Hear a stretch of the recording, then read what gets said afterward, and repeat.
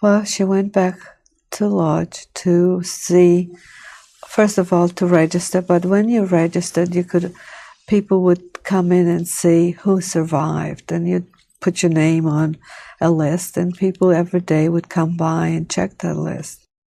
When she went to register, and she said, well, I had a husband and 2 children, they looked at her like she was mad because the Germans had killed 1.5 million children. There were no children. My sister and I were an oddity. She actually had to bring us to the office and prove that we were her children. I mean, can you imagine what it must have felt like? They've survived. They finally could be free and admit that they had children, and people didn't believe them.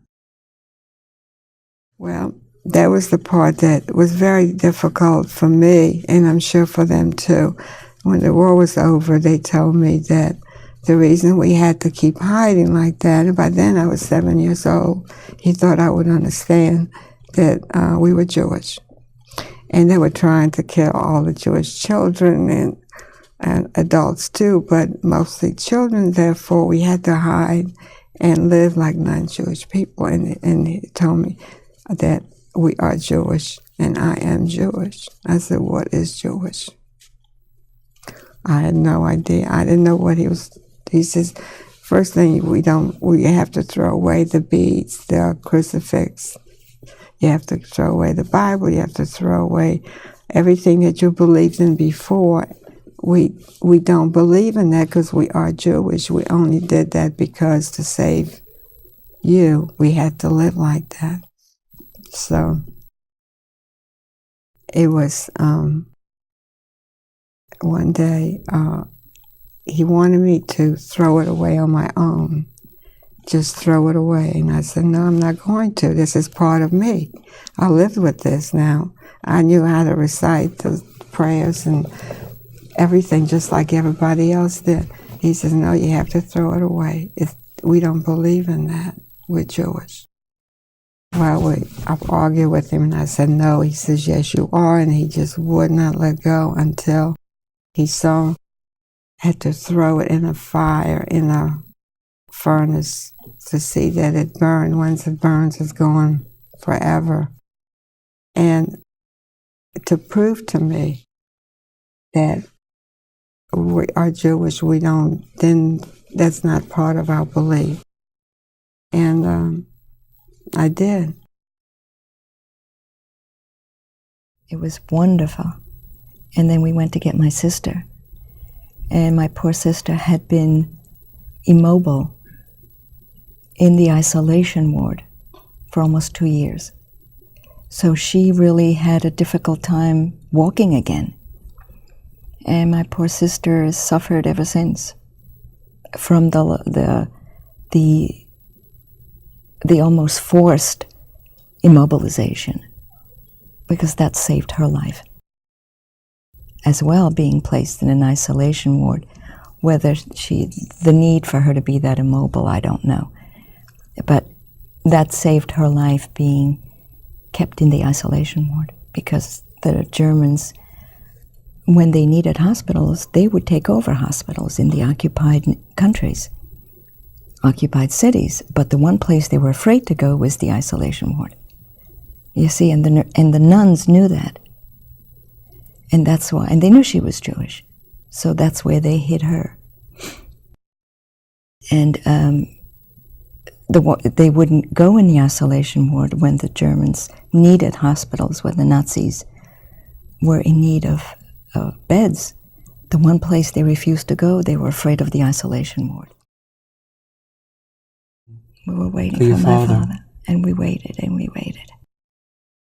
And there appeared to be groups of people that used to come home at certain times, whether they were all prisoners of war, whether they had been soldiers coming home.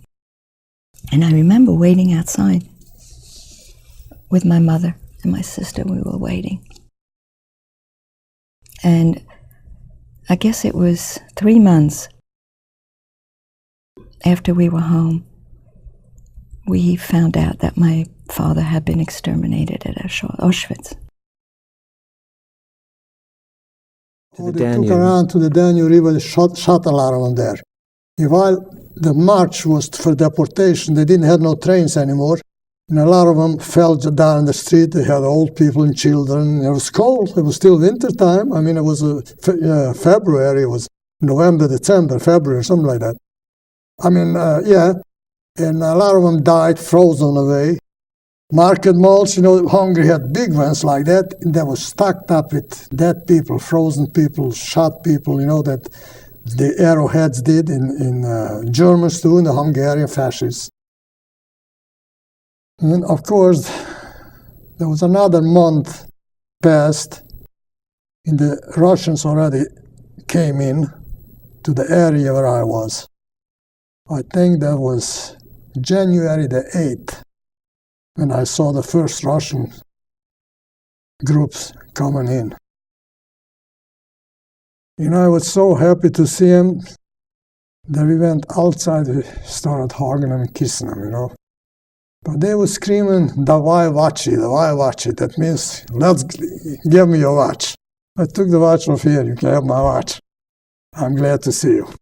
But poor Wallenberg, when the Russians came in, he went to present himself, who he is. And right away, they arrested him. Why did they arrest him? Because he comes from such a family, a rich family. They just hated, you know, the Russians hated those kind of people. And they figured if you could do something like that for the Jews against the Germans, you must collaborate with the Germans some kind of way. So they took him like a German spy, like a collaborator for the Germans. If we don't know what happened, all we heard is that he was arrested. You never heard anything about him anymore. So when I was liberated, I went back. We got on a train. We arrived to my hometown, but I didn't recognize there was no station, you know.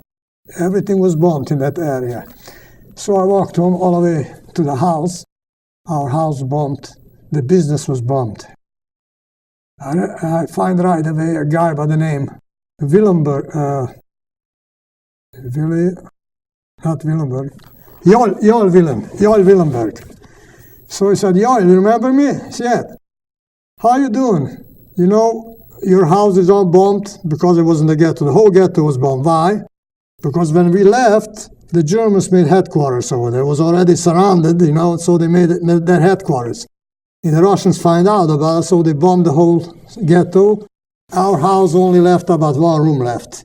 So I went into that room and I slept over that night. In that room, I find a stack of pictures like that, my whole family. Took them all in a bag, put them away. The men had, I don't know how you know, a double wall where you hide people or hide food. That's where he hid us. But the Russians came in and was raping everybody. And they were the first line they came in. And they were horrible people. And then we were there, and then one man came in, a Russian came in, and he happened to speak Jewish. And he asked us, "Are we Jewish?" We told him yes. And he says he would appreciate very much we don't stay there. Because if they don't know today, the Russians, tomorrow could be back the Germans. He says, "I know what you all went through." He says, "Just leave this place." So we went down and we told the people that we all were Jewish. And we thanked them very much for being so nice to us and taking us in. And the Polish farmer? The Polish farmer. And he knew? He said to us, he knew that we were Jewish. And I was going down to see where they live. In the middle of the street, I saw this man coming.